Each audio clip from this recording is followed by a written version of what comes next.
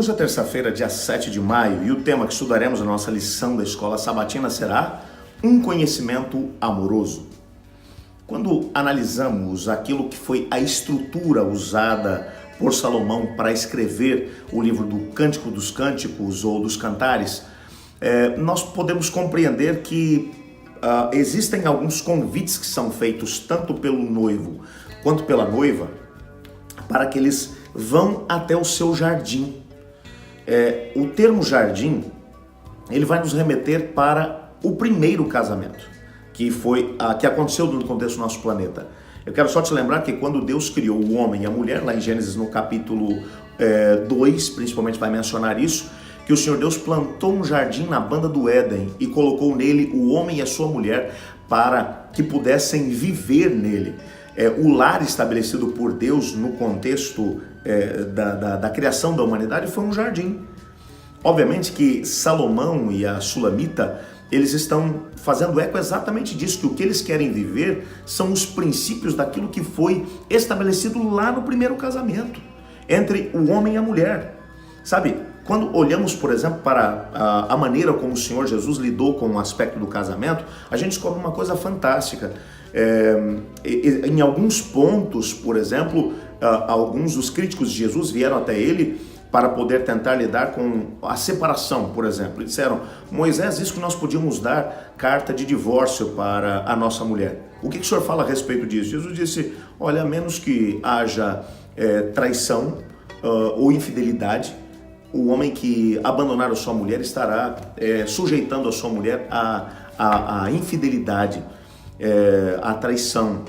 Porque a menos que tenha havido traição por parte de um dos cônjuges, o casamento não pode ser dissolvido, porque no princípio todas as coisas não foi assim. Ele vai remeter de volta o ser humano lá para aquilo que foi o jardim do Éden, para poder dizer: no começo o Senhor Deus separou um homem e uma mulher e uniu os dois como uma só carne. Ele vai lembrar do que aconteceu no Éden.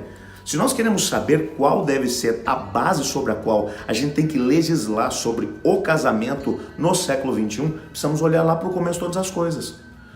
Como foi que o Senhor criou o ser humano? Como foi que ele criou o casamento? Quais foram os princípios que estavam envolvidos nele? Precisamos olhar lá para trás. É no Jardim do Éden, no primeiro casamento que foi feito, que vamos descobrir aquilo que é o propósito de Deus para o ser humano. Um propósito que vai envolver amor, como vimos na lição de ontem, amizade, como vimos na lição de ontem, companheirismo, que também já vimos durante essa semana, e acima de tudo, a intimidade sexual, que também foi criada lá no contexto do primeiro casamento. Para poder descrever a intimidade sexual, lá em Gênesis mesmo, nós vamos descobrir um termo que passa a ser usado para poder designar o ato sexual. A Bíblia vai dizer: e conheceu o homem a sua mulher, e esta concebeu e deu à luz. O ato sexual é visto como, ou é descrito pela palavra conhecer. O que é mais interessante é que esse mesmo termo, ele é usado em relação àquilo que é a relação de Deus com o ser humano. Deus vai pegar aquilo que é a atitude mais íntima entre um homem e uma mulher, para poder, de alguma maneira, exemplificar aquilo que Ele mesmo, através do seu Espírito, quer viver conosco. O Espírito de Deus, por exemplo, quando nos entregamos a Ele, e vamos analisar isso à luz do Novo Testamento, a partir do momento que o indivíduo se entrega a Cristo, estabelece um relacionamento com Ele, o Espírito de Deus passa a viver dentro do ser humano e se torna um com o ser humano. É essa ideia que está sendo exemplificada dentro do contexto do casamento. A partir do momento em que o homem e a mulher passam passam de fase dentro do contexto do seu relacionamento, começam com uma amizade sólida, baseada no amor, e depois passam para um relacionamento de homem e mulher, de casal, eles então passam a conhecer um ao outro e então tornam-se uma só pessoa. Como é que isso pode ser possível? Quando você analisa que duas pessoas completamente diferentes, vindo de lares diferentes, podem viver essa plenitude. A sexualidade tende a fazer com que o homem e a mulher se tornem cada vez mais íntimos um do outro. Obviamente que eu não estou dizendo que a sexualidade é um fim em si mesmo. Não. A sexualidade, ela faz com que aquilo que é o amor vivido por um homem e por uma mulher possa ser dentro de um aspecto físico e ao mesmo tempo espiritual, seja tão estreitada que os dois acabam se tornando uma só pessoa. Há uma ligação muito mais íntima, muito mais próxima de um homem e uma mulher. Exatamente por isso que o apóstolo Paulo, ele vai mencionar que um homem e uma mulher casados, não devem deixar ou se separar da sexualidade por muito tempo. Tem duas coisas que deixam Deus profundamente chateado dentro do contexto da sexualidade. O primeiro aspecto que a Bíblia vai mencionar é quando pessoas não casadas vivem a sexualidade antes daquilo que é o propósito de Deus, que é dentro do casamento. Deus não gosta disso.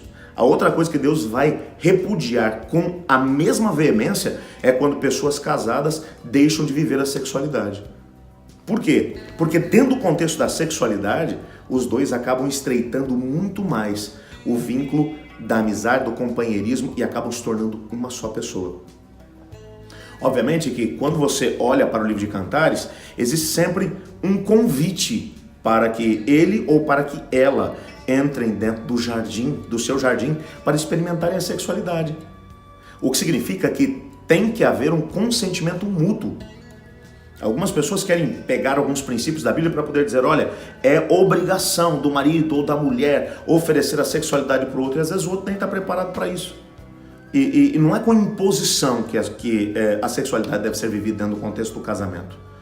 Pode parecer algo muito, muito óbvio, mas para algumas pessoas não é. Ele tem que ser com um consentimento mútuo. Entendendo, marido e mulher, que isso vai fazer com que eles estreitem muito mais o seu vínculo para que possam experimentar o vínculo do amor. Eu queria orar nesse momento juntamente com você, pedindo a Deus para que a gente tenha a possibilidade de poder viver essa intimidade, esse amor, tanto com Deus como também com o nosso cônjuge. Vamos orar? Senhor Deus, muito obrigado, porque quando o Senhor resolveu demonstrar ao ser humano na prática aquilo que é a unidade que tem que haver entre Deus e o ser humano, o Senhor fez isso através da sexualidade, fazendo com que o homem e a mulher pudessem tornar-se uma só carne, como quando o Espírito de Deus tem autoridade para viver dentro de nós e torna-se um conosco. Queremos te pedir que o Senhor nos ajude a viver as duas realidades. A primeira delas, a realidade de podermos ser um com Deus, permitindo que o Espírito de Deus viva dentro de nós, e ao mesmo tempo, para aqueles que são casados, a realidade de experimentar, tornar-se uma só carne com o seu marido, com a sua esposa, dentro de um consentimento, buscando viver aquilo que são os princípios que foram estabelecidos lá no Jardim do Éden. Nos colocamos nas tuas mãos, pedindo que o Senhor nos dê sabedoria para podermos conseguir viver esses princípios. Em nome de Jesus. Amém. Eu estudo a lição. E você?